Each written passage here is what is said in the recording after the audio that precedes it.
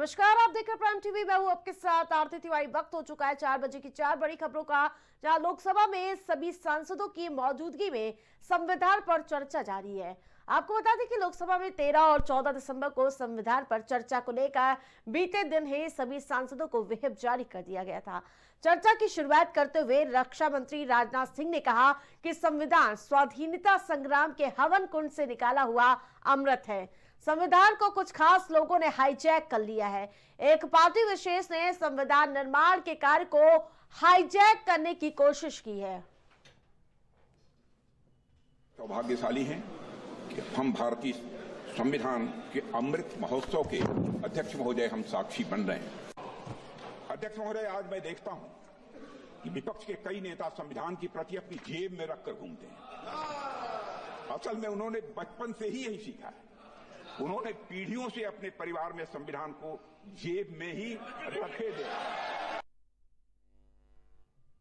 वही वायनाड से कांग्रेस सांसद प्रियंका गांधी वाड्रा ने सरकार पर जमकर निशाना साधा है। उन्होंने कहा कि पीएम सदन में संविधान की किताब को माथे से लगाते हैं, लेकिन संबल, हाथरस और मणिपुर में जब न्याय की बात उठती है तो माथे पर शिकन तक नहीं आती।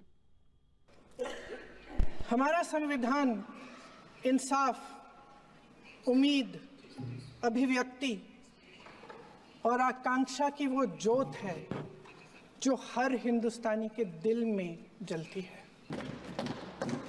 हर एक देशवासी को ये अधिकार दिया कि वो सरकार बना भी सकता है और सरकार बदल भी सकता है। इसी के साथ यूपी में सबसे ज्यादा सांसदों के बाहुबल लिए बैठे अखिलेश यादव ने भी संविधान पर चर्चा के दौरान पीएम मोदी की गैर मौजूदगी को लेकर तंज कसा। अखिलेश यादव ने क्या कुछ कहा, आइए आपको सुनाते हैं। ये अध्यक्ष महोदय, कैसी चर्चा संविधान की जो है बिना प्रधान की।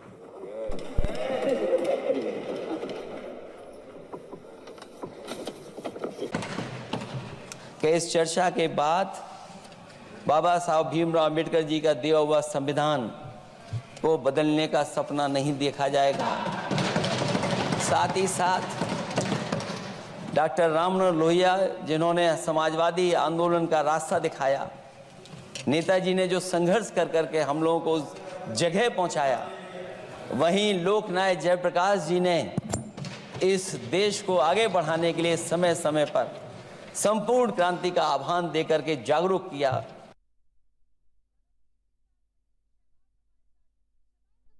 संविधान दिवस पर आज सभा में चर्चा की गई, क्या कुछ सियासी गतिविधियां देखने को मिली?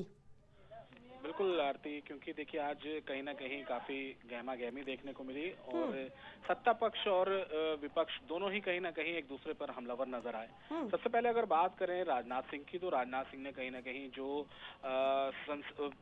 संसद पर जो हमला हुआ था और उसमें मारे गए जो अपने सुरक्षा कर्मी थे उनको श्रद्धांजलि अर्पित की और उसके बाद उन्होंने अपने भाषण के दौरान उन्होंने कहीं ना कहीं संविधान को लेकर ही विपक्ष को घेरे में लिया। क्योंकि आपको याद होगा कि जब सरकार का जब गठन हुआ, जब लोकसभा का चुनाव संपन्न हुआ, तो तमाम विपक्षी नेता हाथ में संविधान की किताब लिए शपथ लेते नजर आए थे।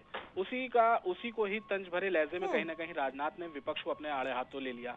वहीं अगर बात करें विपक्ष की, तो सदन में पहली बार प्रियंका गांधी आज गरजती हुई नजर आई। जिस तरीके से उन्होंने बयान और जिस तरीके से उनकी भाषणबाजी रही, काफी चर्चा का विषय बना रहा और सदन में इसको लेकर काफी गहमा गहमी भी बनी रही और प्रियंका गांधी के जो वक्तव्य हैं और जो भाषणबाजी है कहीं ना कहीं इस वक्त चर्चा का विषय बन चुकी है। जी बिल्कुल, जिस प्रकार से अखिलेश यादव चुटकी लेते हुए नजर आए प्रधानमंत्री मोदी के न पहुंचने पर, कहा उन्होंने कि बात संविधान की लेकिन बिना प्रधान की।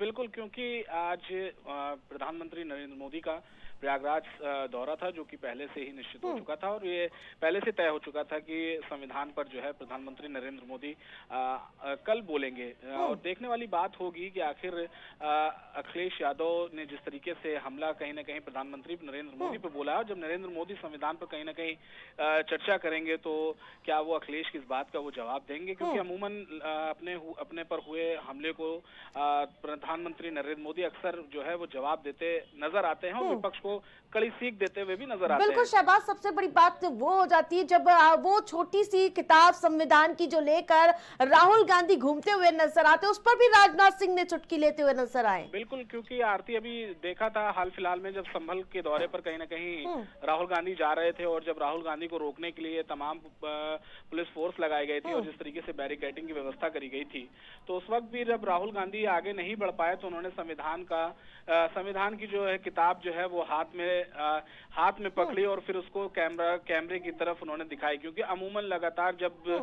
कहीं पर भी विपक्ष प्रदर्शन करता हुआ नजर आता है तो देखा ये जा रहा है कि लगातार वो संविधान को सबसे आगे लेकर चलता है और इसी का ही कहीं ना कहीं जो मास्टर स्ट्रोक था वो बीते लोकसभा चुनाव में कहीं ना कहीं विपक्ष के लिए कारगर साबित हुआ। बिल्कुल, देखना दिलचस्प होगा कि कल जब प्रधानमंत्री मोदी बोलेंगे तो विपक्ष पर कितने प्रहार करेंगे। तमाम अपडेट के लिए धन्यवाद आपका।